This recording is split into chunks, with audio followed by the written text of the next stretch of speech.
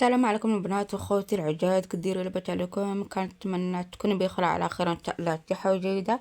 اليوم جبت لكم طريقة تحضير بسبوسة ديال التموده. كيجي واحد المذاق رائعة بنينة بزاف. جربها وردي على الاخبار، ما غادي تشبعوا منها. فيها جوج كيسان ديال التموده وجوج بيضات فقط. ما تنساوش ديروا اشتراك وتفعيل جرس اللون احمر وخليها لايك وابوني. مرحبا بكم عندي في قناتي. شكرا على دعمكم وعلى مشاهدات، على اللايكات، على اختكم عليا. شكرا بزاف بزاف. نحبكم في الله. عفاكم. اكتبوا لي كومنتار ضروري، اكتبوا لي كومنتار. نخليكم المقادير وطريقة تحضير ان شاء الله. نبدا على بركة الله. بسم الله.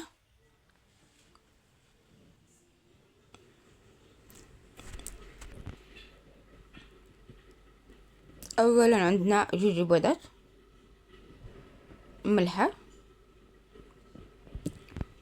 جوج خميرة الحلوى، واحد بذرة كاكاو، كأس ديال الحليب، جوج كيسان ديال التميدة رقيقة اللي كتعملوا تاع البغرير. فيها انواع التميدة رقيقة ما تغلوضة، كأس كرتونة وكأس زيت نباتية. نخليكم المقادير مكتوبة العربية، تبعوا معنا من الاول حتى الاخر. بسم الله. غادي نضيف جوج بيضات، شويه ديال الملحه، ضروري الملحه مع البيض. غادي نطربها باليدويه. كأس كرتونة، كأس زيت نباتية، كأس حليب بارد. غادي نضيف جوج كيسان ديال التميدة رقيقة وجوج خميرات الحلوى وواحد بذرة كاكاو. وغادي نخلط كله جيدا بهاد الطريقة. غادي نخويها في خليط كهربائية وغادي نطحنها مزيان. كتلاحظوا معنا التورة من بنات دغيا كطيبي هاد الكيكه ما فيهاش مكونات بزاف. صافي غادي ناخذ الطاوه متصله مربع وغادي ندهن بها الزبده ونرشها بالدقيق بالتميده ما تدقق.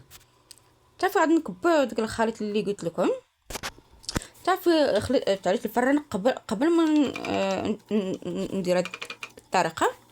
صافي من بعد دخلتها الفران، خليتها حتى على خطره. من بعد طابتها البنات خرجتها من الفران.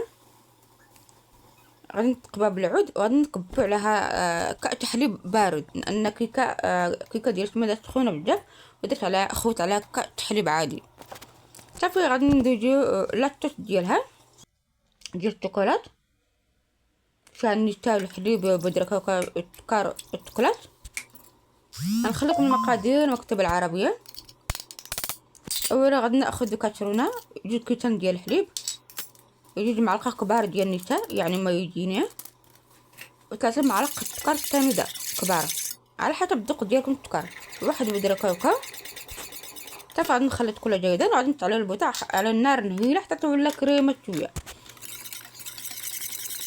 من بعد طفيت على البوطه وغادي نضيف الشوكولات، غادي نخلط جيدا حتى تولى كريمه. صافي من بعد غادي ناخذ السكين وغادي نقسمو على شكل مربع كتلاحظوا معنا الصوره. صافي غادي نكبروا داك الخليط مباشره ديال الشوكولات. لاطوش الشوكولات هي ساهله بسيطه ما فيهاش مكونات بزاف. صافي البنات غادي نخليها حتى تبرد لاطوش مع الكيكه ونرجع معكم ان شاء الله.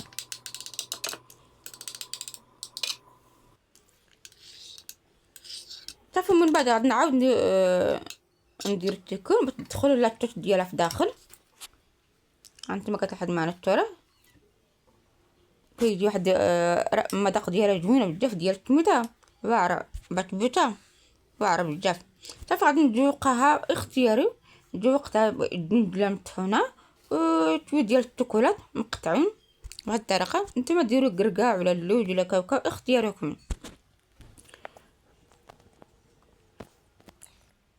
صافي صافي هذه هي الكيك بتبيوتها ديال التموده، كيجي واحد المذاق واعره بزاف البنات. جربوها ردي على الاخبار.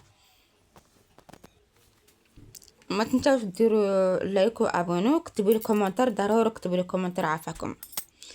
المهم غادي نوريكم الداخل ديالها وحده. كيجي شيشه خفيفه ورطبون. كنتمنى تعجبكم هذا الفيديو، ديروا لايك وابونو. بتحاول راحه.